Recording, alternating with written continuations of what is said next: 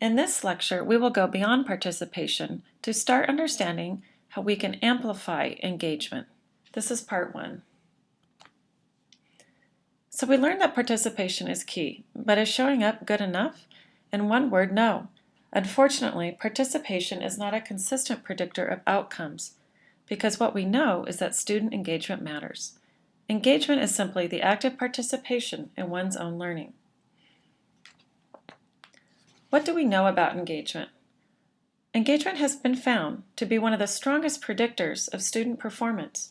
In fact, research finds strong links between instructional day teacher engagement and the academic performance of students. In fact, in a 2009 Gallup study of over 78,000 students in 160 schools across 8 states, researchers found that a 1 percentage point increase in a school's engagement score was associated with a 6-point increase in reading achievement and an 8-point increase in math achievement. This is powerful information. Engagement truly matters. However, subsequent Gallup research in 2012 and 2013 found that nearly half of our nation's students are, unfortunately, not engaged, and 70% of teachers who are supposed to inspire this engagement are actually themselves not engaged. The good news is that Gallup also found that students are 30 times more likely to be engaged if they have at least one teacher who makes them feel excited about the future and if they believe that their school is committed to building their strengths. In the optional Grogan reading this week, we learned that engagement can be thought of as a multidimensional factor that includes 3 elements, including enjoyment, interest, and sustained involvement. Grogan used these elements to measure the impact of engagement and the interacting effect with enrollment and attendance, and found that when these 3 work together, they can have a positive impact on student achievement, as you can see in the chart. Pause the lecture to take a moment to reflect on the following questions about your own experiences with engagement. Think about a time you were highly engaged in an activity. What do you think accounted for that level of engagement? Keep your reasons in mind as you listen to the remaining lectures. Click play when you are ready to continue. Getting engaged. What motivated you to choose your major? Click pause and write down 3 to 5 bullet points. Click play when you are ready to continue with the lecture. Keep these reasons in mind as you continue with the lecture and learn about some theories about what motivates us to get engaged.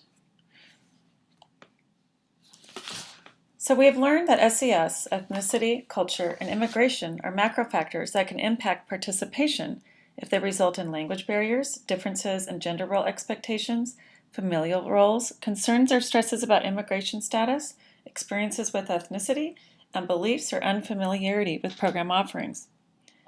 But what factors are at play within the microsystems of a young person's life that determine how actively or intensely they participate? In other words, how engaged are they once they show up? The Eccles reading examines this very issue.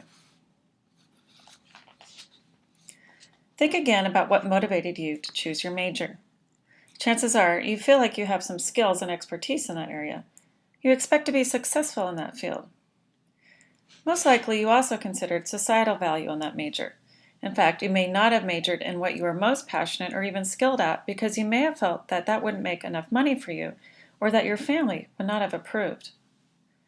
These motivators of expectations of success and societal value are the same motivators that youth have when they are choosing to engage or not engage in an activity.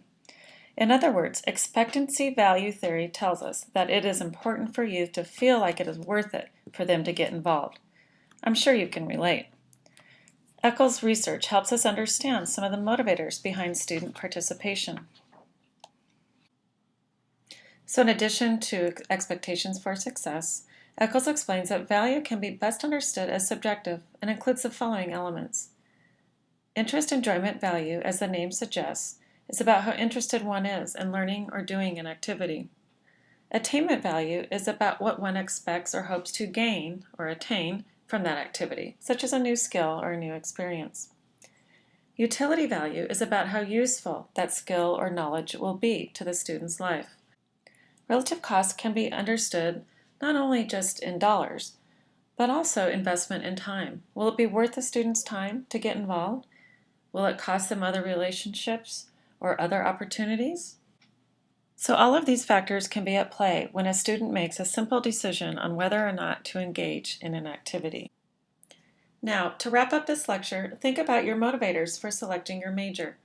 What elements of subjective task value were at play?